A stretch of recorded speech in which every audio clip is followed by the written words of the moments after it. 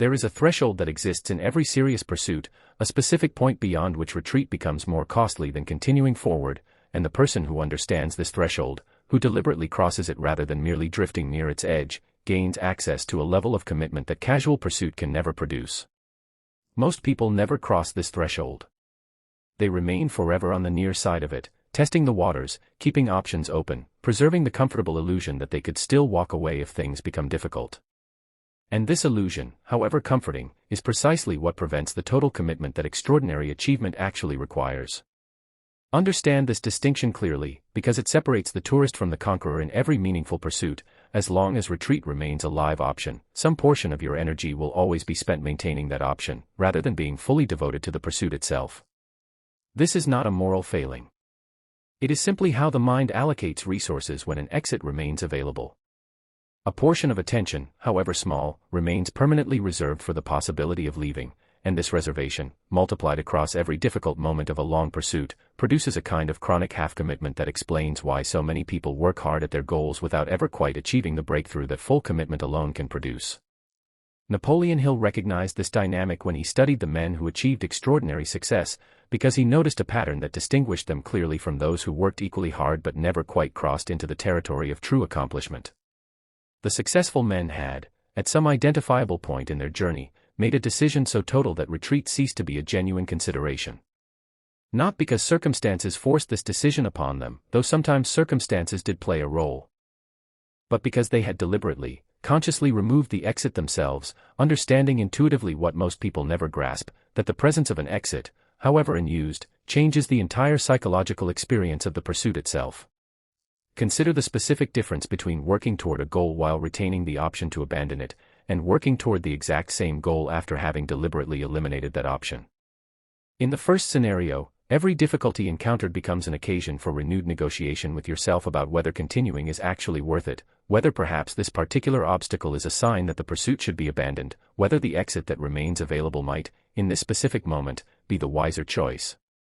This negotiation, repeated at every significant obstacle, consumes enormous psychological energy that could otherwise be devoted entirely to solving the actual problem in front of you rather than relitigating whether the problem is even worth solving. In the second scenario, where the exit has been deliberately removed, this negotiation simply does not occur, because there is nothing left to negotiate. The only question remaining is not whether to continue, but how to continue, and this shift, from whether to how, represents one of the most powerful psychological transformations available to anyone pursuing a difficult goal. The mind that has eliminated retreat as a possibility redirects the entire energy that would have been spent on that internal debate toward the actual, practical work of solving whatever obstacle currently stands in the way. This is the first truth about crossing this threshold. The elimination of retreat does not increase your suffering, as most people fear it will. It decreases it, by removing an entire category of internal conflict that would otherwise consume energy indefinitely. There is a second truth about this threshold, and it concerns the specific mechanism through which commitment, once total, begins to reshape capability in ways partial commitment never can. When retreat remains available, the mind continues operating with a kind of reserve, holding back some portion of its full capacity in case the capacity is needed for whatever comes after abandonment. This reserve, however unconscious, means that partial commitment never actually accesses the full resourcefulness a person is capable of, because some portion remains permanently held in reserve for a future that retreat would require.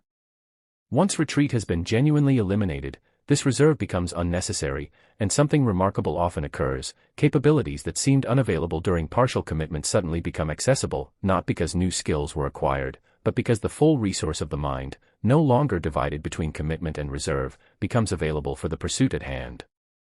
This is why so many people, when circumstances force total commitment upon them, when the safety net genuinely disappears, when the fallback option genuinely closes, often discover capacities for creativity, endurance, and problem-solving that had remained completely inaccessible during years of partial, hedge-protected effort. Consider Andrew Carnegie's approach to the industries he eventually dominated, because his success was not built through cautious, hedge-protected investment that maintained multiple comfortable exits. It was built through total, committed engagement with specific opportunities, pursued with a conviction that left little room for the kind of half-hearted effort that characterizes most business pursuits. This total commitment did not eliminate risk. It simply ensured that whatever resources, creativity, and resilience Carnegie possessed were fully deployed toward making the commitment succeed, rather than being partially reserved for a graceful Retreat that was never seriously considered as an option. There is a third truth about this threshold, concerning the specific moment at which it must be crossed, because understanding the value of total commitment intellectually does not automatically produce the courage required to actually eliminate your own exits. Most people, even after recognizing the value of this threshold, continue delaying the actual crossing, waiting for some future moment when crossing will feel less frightening, when more certainty will be available, when the decision to eliminate retreat will somehow feel safer than it currently does. This waiting, however understandable, misunderstands the fundamental nature of the threshold itself. It was never going to feel safe to cross, because safety is precisely what exists on the near side of the threshold, in the comfortable territory of maintained options and preserved exits. The crossing, by definition, requires moving into territory where that particular safety no longer exists, and no amount of waiting will change this fundamental characteristic of what crossing actually requires. This means the decision to cross must be made not when it feels comfortable, because that moment will never arrive, but when the cost of remaining on the near side of the threshold has become clearly, undeniably greater than the discomfort of crossing it. This calculation, honestly performed, reveals something important for anyone who has been delaying this specific decision in their own life. The continued maintenance of an exit is not actually free, despite feeling that way in the moment. It carries a constant, ongoing cost, paid in the currency of divided attention, reserved capability, and the chronic internal negotiation that partial commitment inevitably produces.